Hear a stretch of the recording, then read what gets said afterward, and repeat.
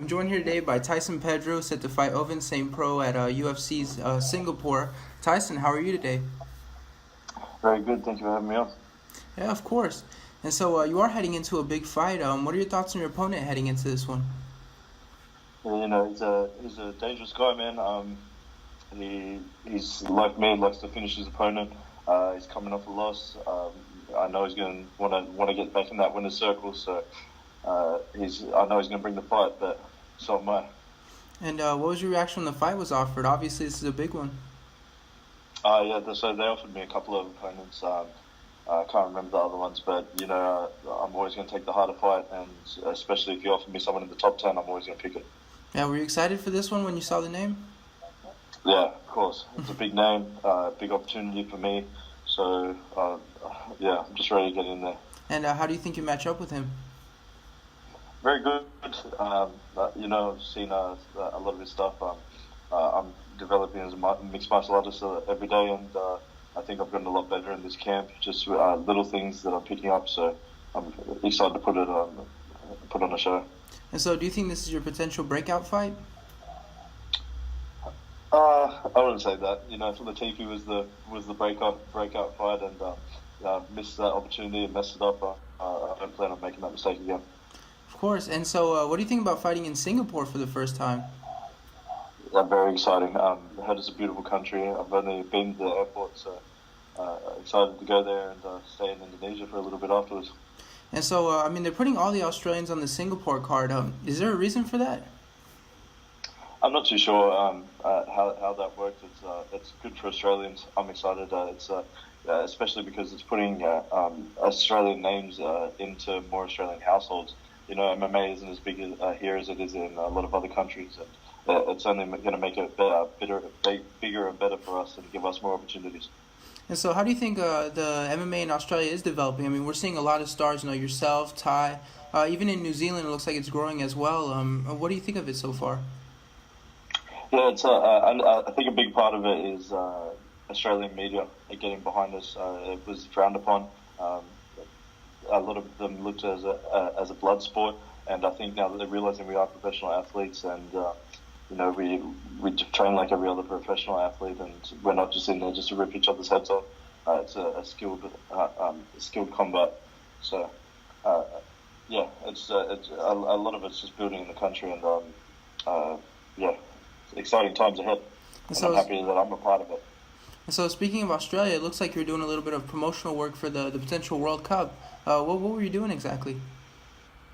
Yeah, we got got the opportunity to get invited to the World Cup launch. That's what's been the biggest thing for me as well, being in the UFC. You get these cool opportunities that might not have gone, and it's all thanks to martial arts. So we went there for the launch. There's a couple other celebrities there that I think we had Olympic swimmers.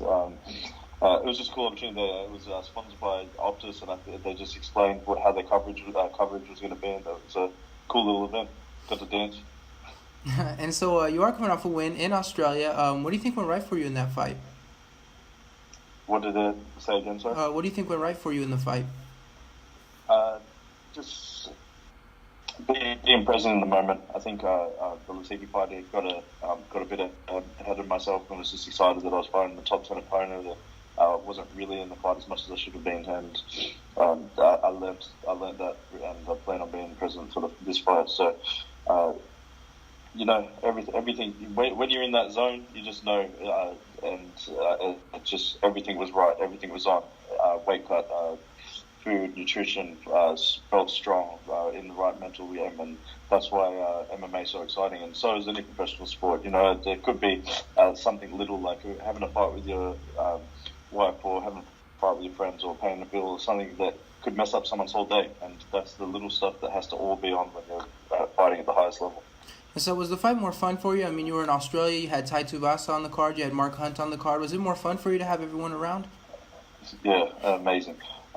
I think after Ty won, that was probably the loudest and craziest I've gone in the back of the green room. So I ran up, I had UFC's social media on, and I was just going nuts with it. So it was just fun to be on with people that you've looked up to and trained with for your whole life.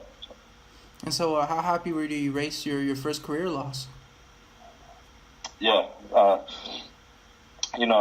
took that loss in my stride as well. I learned from it. I didn't look at it as a negative. I took what positives I could, and I think I got more positives out of it than I did negatives. So, being able to get straight back in there and win was it's always good. It's always good winning. And so, I heard this rumor going around on the internet. I'm not sure if it's true or not, but is it true you're named after Mike Tyson? Yeah. When I came out, I'm pretty sure my mum had a different name ready for me, but I didn't cry and I had this angry look on my face, and my dad was like, Tyson. And how cool is it to be named after Mike Tyson? I mean, growing up, is that something you're bragging about? Yeah, no, I didn't brag about it then because I wasn't a very good fighter then. But you don't want to be walking around saying I'm Mike Tyson, but he's if I could even be half the fighter he was, it'd be amazing.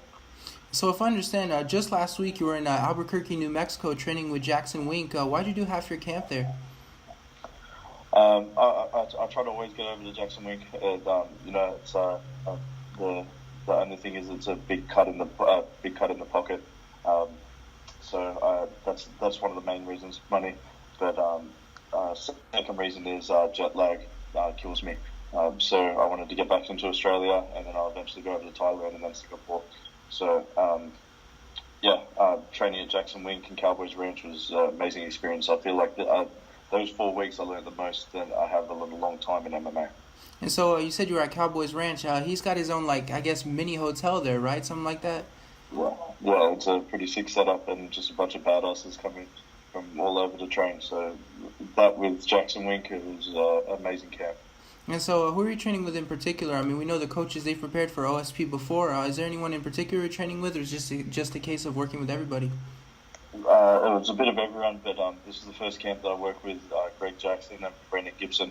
So that was a big jump as well. Obviously, I worked with Wink, and they're some of the greatest MMA minds. So, if I was training my ass off because I was just making sure I could get in as many sessions as I could because you don't want to miss out on anything. And a lot of people, they say Brendan Gibson, he's one of the best striking coaches. Did you feel you learned a lot from him? Yeah, he's up there.